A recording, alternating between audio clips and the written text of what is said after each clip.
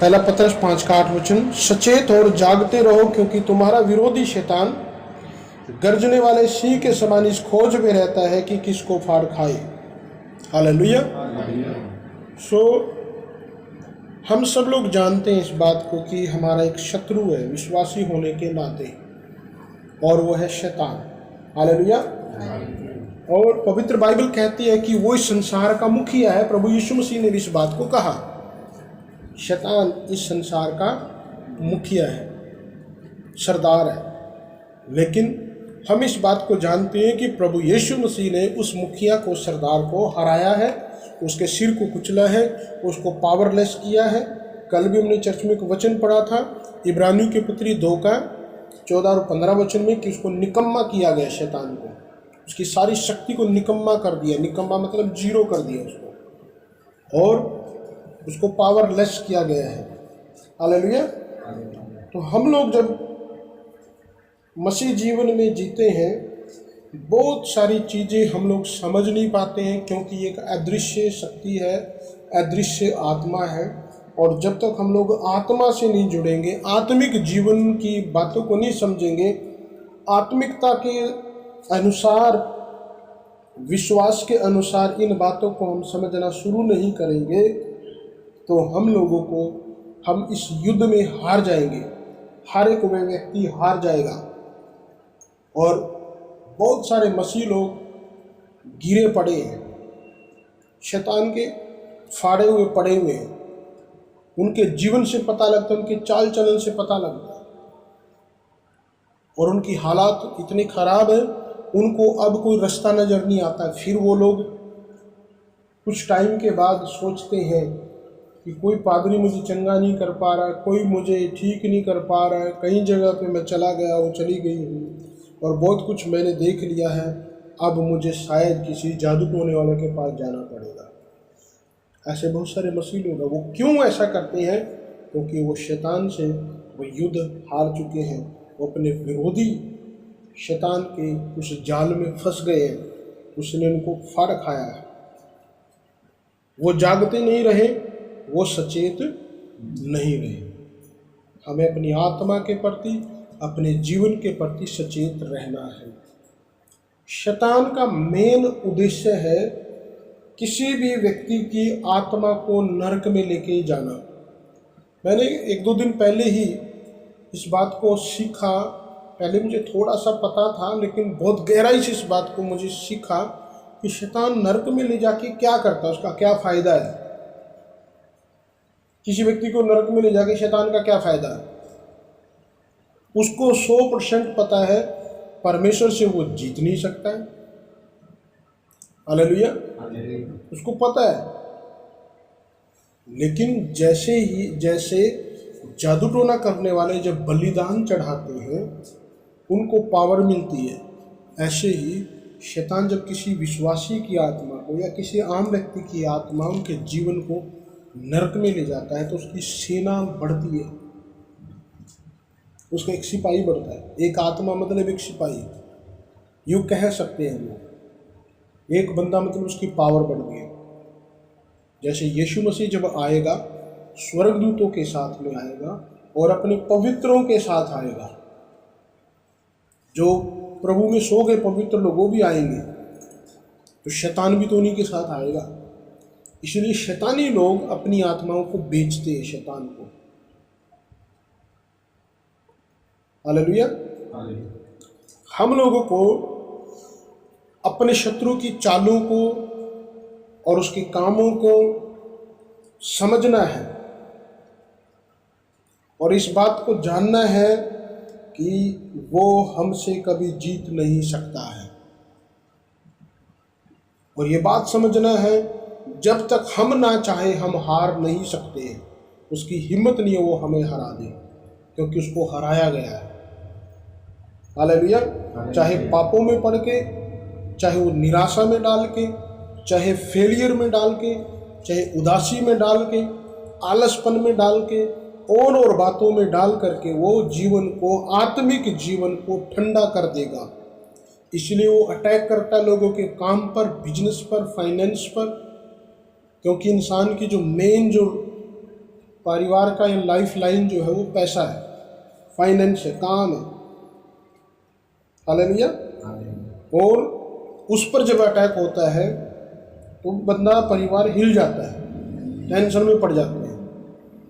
तो उसके लिए हमारे पास सुरक्षा है, प्रभु की सेवा के लिए दान दशवांश देना और प्रभु का हाथ, प्रभु की आशीष अपने फाइनेंस में, काम बिजनेस में रखना, बनाए रखना।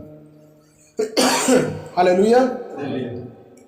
और फिर मनुष्य की जो सबसे बड़ी संपत्ति है वो है उसके परिवार और बच्चे।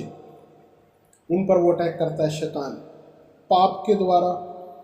जब वो देखता है उसके माता पिता को, उनको वो कुछ बिगाड़ नहीं पा रहा, उनको फंसा नहीं पा रहा, तो बच्चों की तरफ अटैक करता है, ताकि किसी भी बच्चे के द्वारा वो परेशान हो, निराश हो, उदास हो। धीरे धीरे कई बार जो बच्चे माता पिता के कहे में नहीं चलते, प्रार्थना कर बोलते हैं करने के लिए, प्रेयर नहीं करते हैं, बैठते नहीं हैं, फॉर्मेलिटी के लिए बैठते हैं, टाइम पास के लिए बैठते हैं, वो बच्चे ज़्यादातर शैतान के हाथों में पड़ जाते हैं।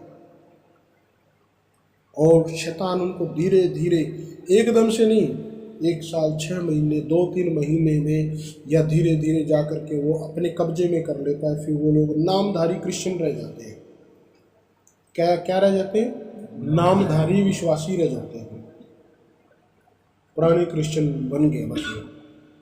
उनको शैतान का नहीं पता, बाइबल खोलने का नहीं पता, और कभी उन्होंने जाना ही नहीं है कि शैतान के साथ हमारी लड़ाई भी है। कभी हम लोग जो है फर्स्ट जनरेशन है, हमें पता है इसके बारे में थोड़ा, बहुत लोगों को नहीं पता, लेकिन हमें पता है। लेकिन जो आज के बच्चे, जो जवान है यहाँ पर सब बैठे हैं, ये क्या होता है कि हम तो पुराने मसीह हैं जी, हमें तो बचपन से है, हम तो पैदाइशी है। तो ये क्या हो जाएंगे, ज़्यादातर चांसेस होते हैं ये आगे जाकर ठंडे पड़ जाते हैं। कब? जब ये 15-20 साल में जाएंगे, नौकरी हो जाएगी, कुछ बिजनेस हो जाएगा, परिवार में चले जाएंगे, तब जाकर के।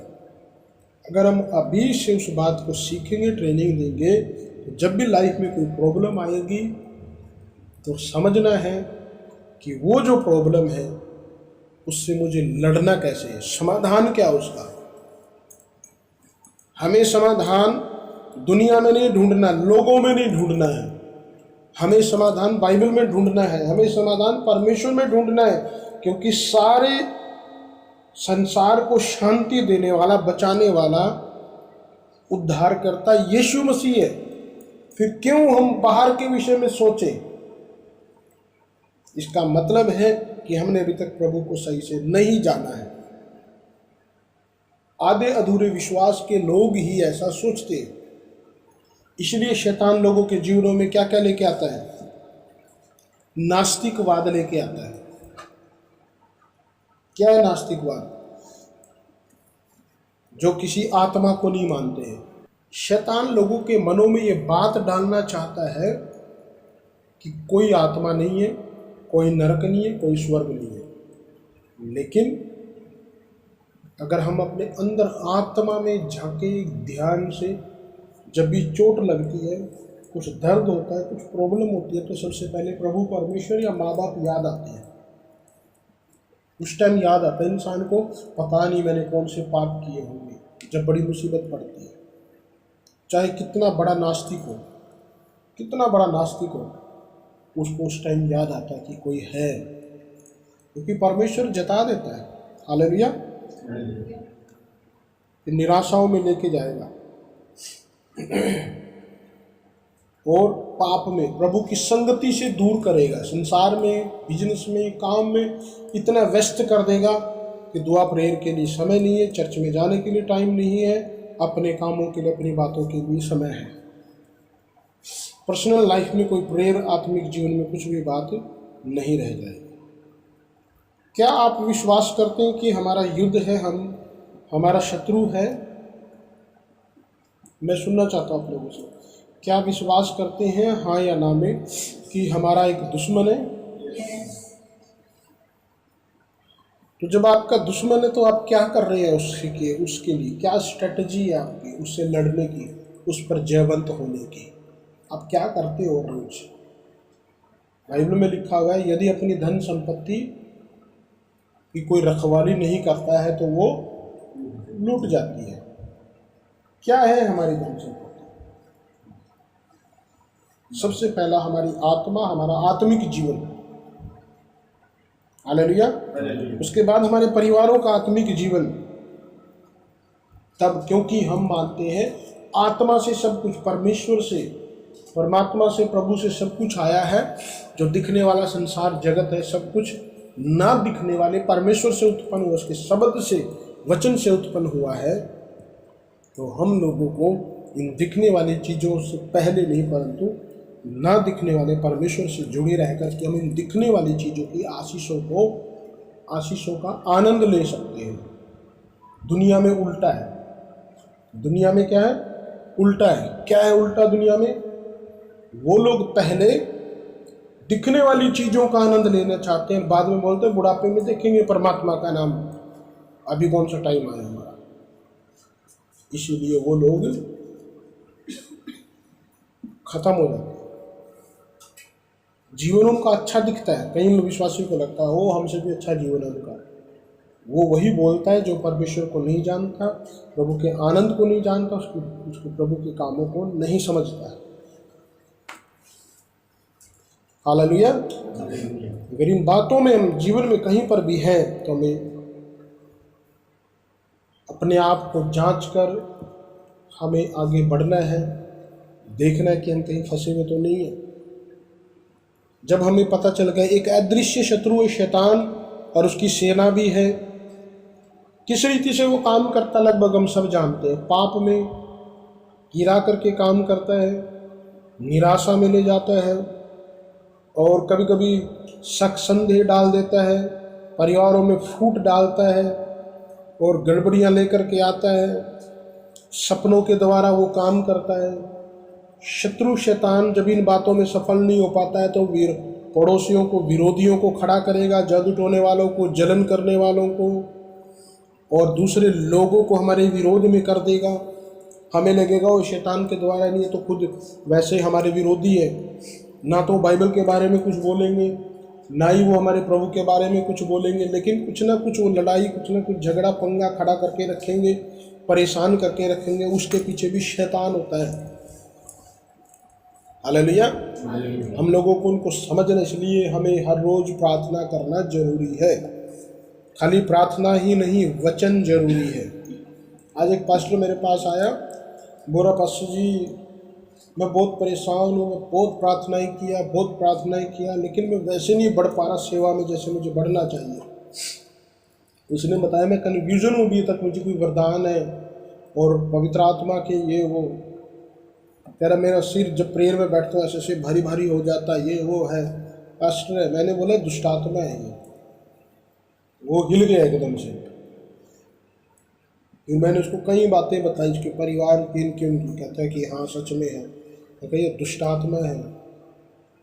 जब कहीं अपने घर जाता तो बीमार हो जाता है, वो कहीं और जाता है तो तकलीफ में आ जाता है। हालेलुया। तो ये चीज़ें पहचान है उनकी कि उसकी आत्मा बहुत कमज़ोर है। वो प्रेयर में है, वचन का ज्ञान है, लेकिन उसके अंदर जो आत्मा का फ्लो है वो नहीं, क्योंकि वो कन्फ्यूज़न है अपने आप में। उसके अंदर ही कन्फ्यूज़न चलता है, विचारों में उलझा हुआ। हालेलुया। हालेलुया। हम जानते हैं कि हमारा युद्ध है, दुश्मन है। और एक बात याद रखें हमेशा, जो मैंने पहले भी बोली है, आपका दुश्मन शैतान, उसकी सेना का एक भी दूत, एक भी दुष्टात्मा, चाहे वो कितनी पुरानी हो, कितनी नई हो, चाहे कोई छोटी हो बड़ी हो, वो आपसे जीत नहीं सकता। जब जो चीज आपसे जीत नहीं सकती उससे डरने की क्या जरूरत है फिर? हालेलुया। कल हम लोगों ने देखा, वैसे पहले से भी बहुत सारी दुष्टात्माएं निकाली, कल थोड़ा सा अलग था। हालेलुया। कितने लोगों के मन में हो रहा था कि चलो छोड़ो फिर देख लेंगे, कभी अभी घर चले जाए। लगभग सबके मन में, पता नहीं पास्टर जी कब तक लगे रहेंगे। हालेलुया। मेरा भी 4 बजे तक का टारगेट था, क्योंकि मुझे 4 बजे प्रेयर में जाना था। उसने क्या आज तक किसी दुष्टात्मा ने शायद ऐसी बातें नहीं बोली जैसी उसने बोली है। तू पास्टर नहीं निकाल सकता मेरे को, ये नहीं कर सकता, वो नहीं कर सकता। शैतान की चाल को समझना है। तो मैंने उसको क्या बोला, मैंने बोला परमेश्वर तेरा बाप है, ये बोला उसको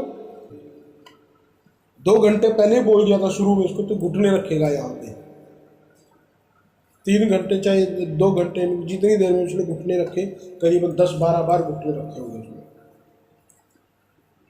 कुछ जो ये जिन जो ज़्यादा कठोर दुष्टात्मा तो उनसे उसी रीति से लड़ना पड़ता है।